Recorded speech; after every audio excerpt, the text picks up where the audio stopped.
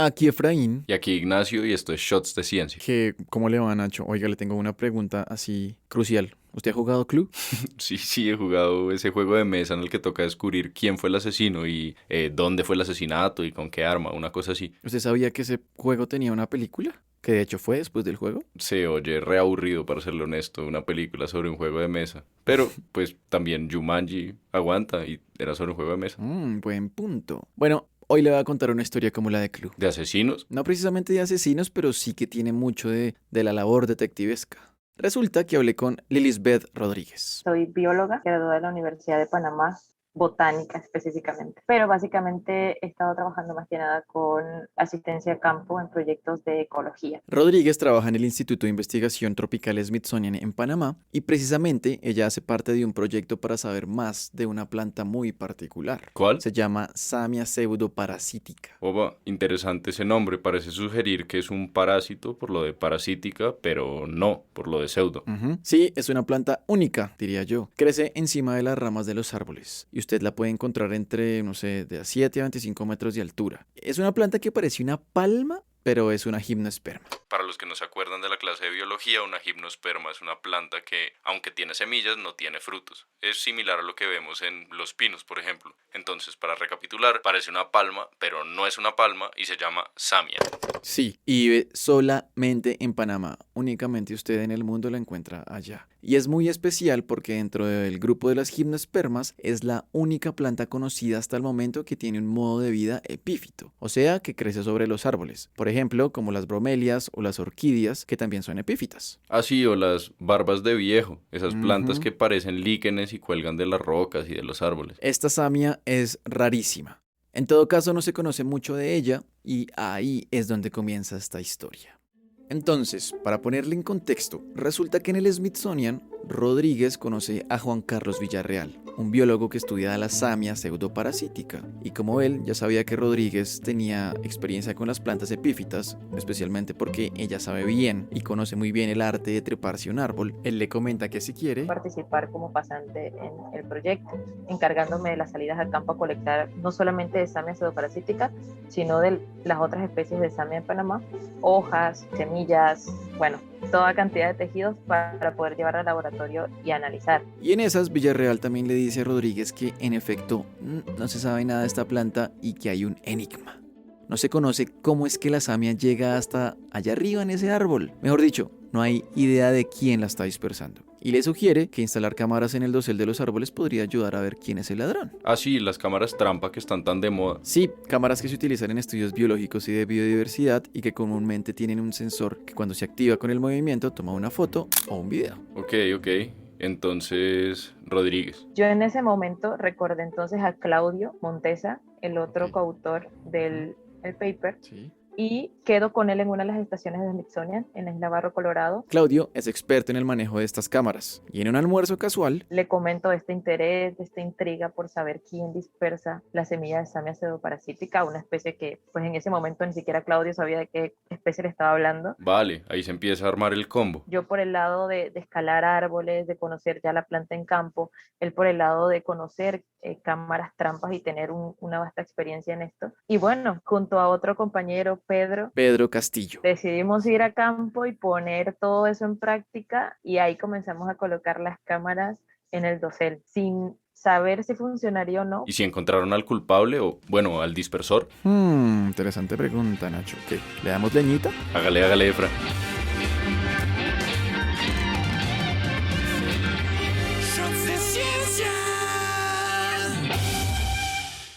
Uno de los procesos fundamentales en la ecología y la biología de una planta es su dispersión. O sea, que la semilla de una planta termine en un lugar distinto donde se produjo. Y hay un montón de mecanismos que las plantas han evolucionado para dispersar sus semillas. Algunas usan el viento, otras el agua, otras simplemente estallan y las semillas salen volando. Pero muchas veces son los animales los encargados de esta labor. Sí, un ejemplo clásico es en las plantas con flor. Entonces, cuando el animal se come el fruto, pues también se está comiendo sus semillas y al defecar, pues también las dispersa. O por ejemplo las semillas cuando se quedan pegadas al pelaje del animal, o como las ardillas, que ellas van y se esconden las semillas para después comérselas y se les olvida dónde las dejaron y ahí germina el nuevo árbol. Pero bueno, ¿por qué hablar de dispersión? Resulta que para que una planta tenga posibilidad de desarrollarse y crecer necesita de varios elementos, de nutrientes, de luz, de agua. ¿Sí o qué, Ajá. Nachito? Ahí, claro, es breve. Entonces, imagínese que usted es una planta.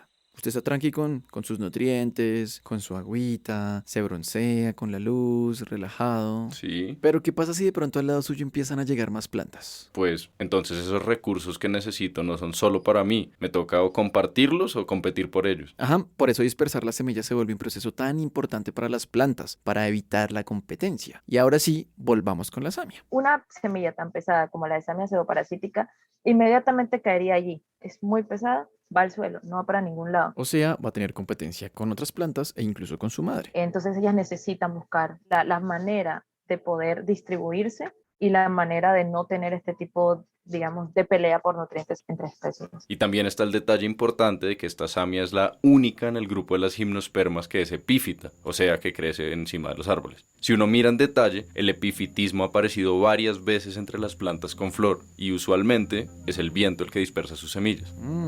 Y Rodríguez también me contaba que hay epífitas que dependen de animales, no sé, murciélagos, aves, monos, pues para dispersar sus semillas. Eso se convierte en los primeros indicios para pensar en cómo es que la samia pseudoparasítica logra llegar a lo alto de un árbol, porque Rodríguez ya lo dijo, son semillas pesadas. Las cícadas, el conjunto de plantas que agrupan a las samias, además de tener semillas pesadas, pues también son grandes. Haga de cuenta que son del tamaño de la falange de su dedo pulgar y las rodea un tejido carnosito que parecería como un fruto, pero pues no lo es. De hecho se llama sarcotesta y en el caso de esta samia es amarillito. Vale, entonces el viento queda descartado como sospechoso si son pesadas. Tendría que ser un animal, de pronto un murciélago, que le queda fácil llegar allá. ¿Usted cree? Podría ser. Hasta antes de este estudio se especulaba que quizás sí un murciélago o un ave. Y así como estamos nosotros, en el equipo había muchas ideas de quién podía ser el sospechoso. Está Claudio, que trabaja con mamíferos, y que decía, ok, debe ser un mamífero. Está Pedro Castillo, que trabaja con aves, y decía, ok, debe ser tal ave. Y estoy yo, que soy botánica, y digo, ok, no sé cuál de todos, pero he leído que puede ser un tucán o un murciélago. ¿Qué pasa, Nacho? Lo siento como dubitativo, como pensativo. Es que me quedé echando globos de lo de la semilla de la samia, la verdad. Se me ocurre que un oso perezoso de pronto, yo sé que usualmente comen hojas, pero también de vez en cuando frutas.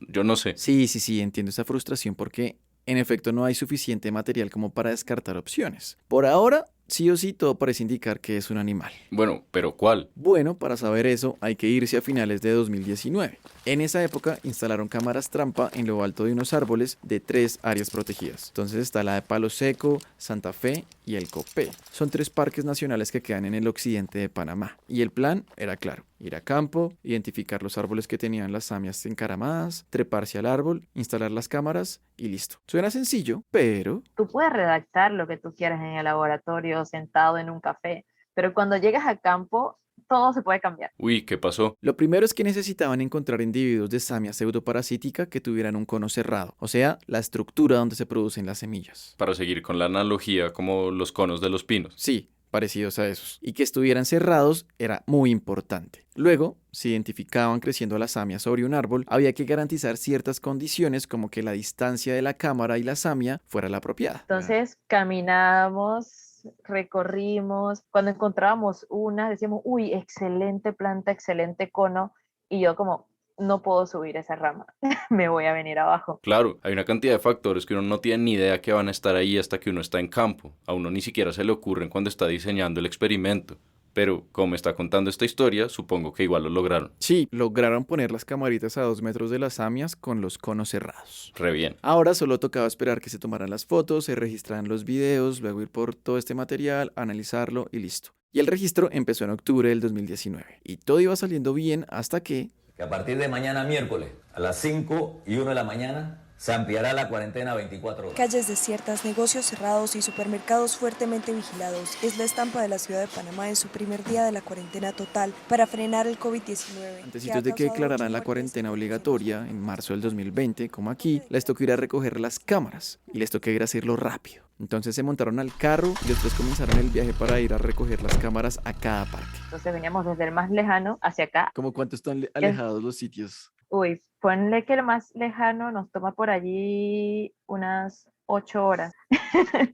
Entonces, estábamos en todo esto colectando las cámaras y Cuando ya iban hacia el último sitio a coger la cámara, no sé si les falló la mecánica del carro y a eso de las 10 de la noche subiendo se nos daña el carro a mitad de la loma. ah, Quedó ahí. Entonces, pues nada, ya a esa hora dijimos, bueno, está bien. Dejamos el carro así, bajamos un poquito las ventanas y a dormir se ha dicho. entonces imagínese, después de esa noche, al día siguiente, despertaron, le empezaron a meter mano al carro a ver si pasaba algo, duraron un buen rato y nada. Y Un señor, un repartidor de estos de tienda, nos hizo algo ahí en parapetó, arregló un poco el carro y el carro llegó, colectamos la cámara y Qué suerte tener una mano amiga por ahí. sí, y de hecho pues ahí como que se despejó el panorama, todo iba de maravillas en el regreso, hasta que ya en la tarde que se nos vuelve a dañar el carro. Y nosotros, ¿y ahora cómo llegamos a Panamá? Y teníamos hambre, obviamente, no habíamos comido. Y quedamos ahí como a orilla de la calle. Qué suerte de mierda, una pandemia y 2 varadas en la misma salida de campo. sí, un montón, pero bueno, quedaron cerca afortunadamente de la tienda de una señora y pues ella muy buena onda les ofreció patacón, les dio cafecito y ahí lograron aguantar hasta que llegó la grúa y pudieron regresar a medianoche a Ciudad de Panamá. Tremenda aventura. Uno cuando lee los resultados del papel no se puede imaginar la cantidad de cosas por las que tuvieron que pasar los investigadores para llegar a ellos. Sí, al final yo siento que son esas historias las que hacen estos grandes relatos de la gente que se dedica a explorar, ¿no? Pero bueno, de hecho, Rodríguez sí ve esta anécdota pues chistosa y supongo que para contar y reírse un poco, pero también le pone un sentido simbólico muy importante. Era como tan gratificante el trabajo que se estaba haciendo y creo que eso juega un papel muy importante cuando haces algo que te llena, algo que te impulsa, ¿sabes? Porque te estás como, ok, está pasando todo esto, pero ¿sabes qué? Estoy disfrutándolo porque lo que tengo es importante. Y también juega un papel muy importante de ese equipo de trabajo porque ahí nos echábamos porras entre nosotros tres. Pero bueno, Efra, entonces, ya teniendo los datos o las pruebas que se necesitaban para saber quién es el culpable del misterio de la samia pseudoparasítica, necesito saber quién es. Bueno, paciencia, porque sí, usted lo está diciendo. Tenían las imágenes y los videos en su poder, pero tenían que analizarlas también. Entonces, imagínense, en total, entre las 3 cámaras tuvieron que revisar lo equivalente a 271 días de fotos. O sea, miles y miles de archivos, me contaba Rodríguez. Resulta que las cámaras reaccionan a la lluvia o al movimiento de las ramas y no solo al de los animales. Entonces al final hay fotos y videos que a usted no le muestran algo relevante. Para analizar el material tuvieron en cuenta el número de visitas, qué tanto se acercaba el animal a los conos, la duración de la visita, si revisaba el cono o si colectaba o intentaba colectar semillas. En total vieron 8 especies de animales, 8 posibles sospechosos que por lo menos aparecían una vez en el registro. Empezamos a tallar animales pequeños, algunos se veían lamiendo nada más. Nos dijimos, bueno, puede que el exudado de la samia tenga algo que la atrae, Vieron un ave que se posaba en una de las hojas de la planta. pero fue como tomando un descanso, ¿sabes? No duró nada, se fue, pasó, llegó, se fue. Piensa en esa escena de película gringa de detectives en la que le preguntan a la persona si reconoce a alguno de estos sospechosos y se los muestran en fila. Señor Simpson, diga si uno de estos fue el extraterrestre que usted vio. ¿Qué onda? No, lo siento.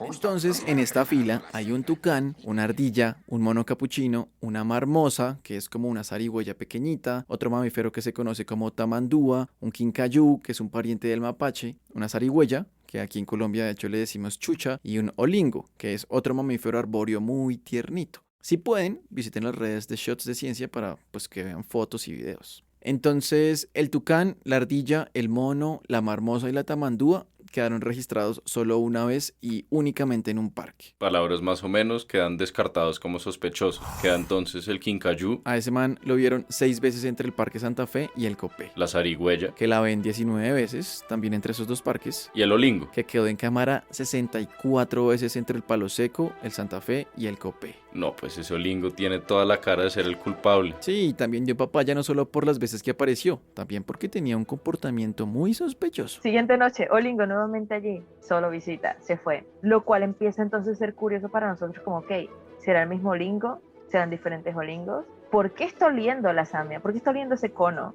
¿qué tiene ese cono que le dice a él? El olor le dice algo, ¿no? Entonces es algo muy parecido como nosotros con la fruta, ¿sabes? Que tú vas y dices, este mango está maduro, listo para Es comer, cierto, ¿sabes? sí. Y siguieron pasando fotos y fotos. Cuando nos topamos entonces ya con el olingo, que dice, ok, está listo. Y comienza a arrancar estas semillas. Dijimos en ese momento, ok, por ahí va la cosa. Y pasaron las noches y cada noche el olingo iba, tomaba grupos de semillas. Oiga, Nacho, y es que no se llevaba de a una. Se llevaba muchísimas, era increíble la cantidad de semillas que le caían en la boca. Un hámster. Y saltaba. Sí, y saltaba. Hasta que simplemente ya comía, o bueno, no comía, se llevaba las semillas de todo el cono. Imagínese el cuadro. Un olingo pensando que está solo, que nadie lo ve, ahí parchado robándose las semillas y... Uy, me atrapaste, porque miraba fijo y la boca llena de semillas y luego pues saltaba. Entonces era muy, muy gracioso e interesante, ¿no? Ver cómo se llevaba tantas y por qué se lleva tantas cada noche. Además, algo muy interesante de lo que se dieron cuenta es que en los 3 parques, cuando el cono ya estaba abierto, el olingo venía más de visita, parchaba más veces con las samias. Y eso da para pensar que... El olingo es el culpable. Después de todo este viaje, imagínese, de poner cámaras, de vararse, de seguir las pistas, de caminar en la selva, de treparse a los árboles, de revisar todas estas imágenes, la evidencia sugiere que el olingo podría ser un dispersor de semillas de la samia pseudoparasítica, y de hecho un dispersor muy importante. Igual me queda con la duda de qué pasa con las semillas. ¿Será que el olingo se las come y después las defeca o se las lleva por ahí y se le caen? ¿Cómo es la cosa? Pues de hecho, ese tipo de preguntas son las limitaciones que tiene este estudio. Es difícil responderlas con los datos que se recogió con esta investigación. De hecho, hay más limitaciones que Rodríguez y su equipo comentan en su artículo. Por ejemplo, cabría la posibilidad de que hubieran puesto las cámaras en lugares que representan un límite en el territorio del olingo, por lo que la visita a las samias no era por alimentarse, sino, no sé, por marcar territorio. Bueno, pues entiendo que quepa esa posibilidad, pero para que en los 3 parques las cámaras coincidieran en que tantas veces aparece el olingo, me suena poco probable. De hecho, eso es algo que también me explicaba Rodríguez. Y, por ejemplo, otra limitación es que era difícil saber si se trataba de un individuo o de varios individuos los que se acercaban a los conos para llevarse sus semillas. Porque los olingos son muy parecidos y es difícil distinguir entre individuos. Elemental, mi querido Watson. Mi querido Nacho. Eso ya requiere de otra estrategia. Exacto. Ahí estuvimos pensando de que lo mejor sería colocar collares a los olingos. Pero estamos hablando de algo, digamos, ya a otro nivel, ¿no? Tener que capturarlos, colocarles esto y observar también hacia dónde se está llevando esta semilla y si verdaderamente está dispersando o es un predador. Lo que hicieron ellos, eso sí, fue abrir más puertas y más preguntas. Si se come la semilla, si se la guarda y se le olvida, cómo le pasa a las ardillas, o incluso si la destruye. O tratar de ver la parte química de la semilla, qué compone, qué tan nutritiva es, ya que no sabemos cuándo la samia produce este cono. ¿Por qué el olingo le encanta? Porque vaya, ¿qué tanto nutriente le aporta esta samia al individuo? Y esto también es importante porque las cícadas, el grupo al que pertenecen las samias, se conocen por tener varios compuestos que son tóxicos. O sea que de pronto el olinguito se está pegando, es tremendo viaje. Mejor dicho, lo que queda es camino por recorrer y una cantidad de cosas todavía por entender de la samia pseudoparasítica. Y aunque de momento el olingo sí es el sospechoso principal, creo que me adelanté un poco dando el veredicto de culpable. Sí, no lo pude decir mejor, lo estaba incriminando injustamente, pobre olingo. Pero bueno, en todo caso, el equipo que se armó Rodríguez me parece que tiene todo el potencial para tirarse y lanzarse a responder estas preguntas. Eso sí, hay que esperar qué noticias nos traen en este caso porque definitivamente todavía no se puede cerrar. Será vernos entonces a la próxima. Muchas gracias a nuestra audiencia, a todas las personas que siguen y apoyan a Shots de Ciencia y especialmente a nuestros Patreons. Yo soy Efraín Rincón. Y yo Ignacio Galán y esto fue Shots de Ciencia.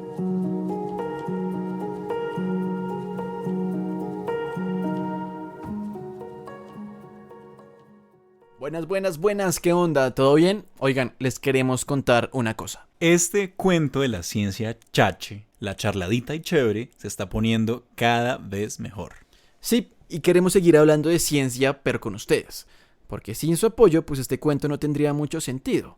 Por eso los necesitamos. Shots de Ciencia está en Patreon. O Patreon. Y esto es una plataforma en la que se pueden volver nuestros patrocinadores o sponsors y solo están a un clic de distancia. Sí, en patreon.com/shots de ciencia ustedes escogen con cuánto quieren ayudarnos mensualmente y ya está. Así que los invitamos a ver nuestro canal de YouTube y no olviden seguirnos en nuestras redes sociales, Facebook, Instagram y Twitter. Muchísimas gracias por su apoyo y brindemos por el placer de saber más todos los días. Shots de ciencia.